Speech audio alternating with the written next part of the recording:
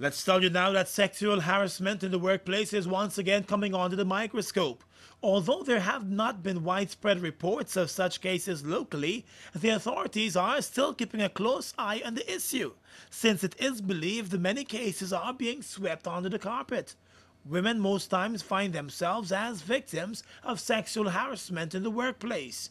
In Guyana, the Women and Gender Equality Commission has been at the forefront of the fight against sexual harassment. Earlier this week, the Commission hosted a public forum tackling the issue head-on. Head of the Department of Management Studies at the University of the West Indies, Dr. Gwendolyn Williams, has been examining how best sexual harassment can not only be managed in the workplace, but eradicated altogether. The workplace, she said, must be a safe place.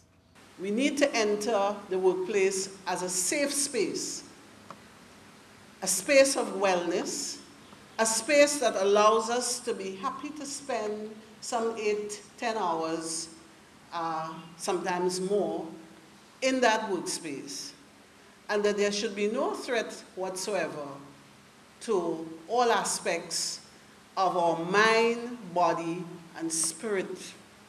And that there should be a blend between the two.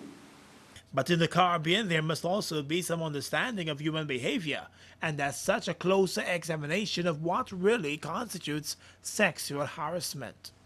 We are very tactile people, all through the Caribbean. We greet, we hug, we joke in ways that may be a little different or quite different from my observation in the North American setting. So defining sexual harassment is key, and it must take account of our own environment, our social, psychological environment. Dr. Williams said too that in clearly defining sexual harassment in the workplace, there must also be an account of whether it is being encouraged. And that's an issue that is by itself debatable. Sexual harassment, we have had a definition already. It's broadly defined as an individual's clear rejection, important rejection, of what is deemed to be an offensive and inappropriate or unwelcome advance that is sexual in nature. So we may want to ask, if we welcome it, is it still sexual harassment? Because some of us may, if we feel that that is aligned with our values. So we have some of the dialogue that must take place. It's unwelcome sexual advances, where requests for sexual favors and other verbal or physical conduct, all of a sexual nature.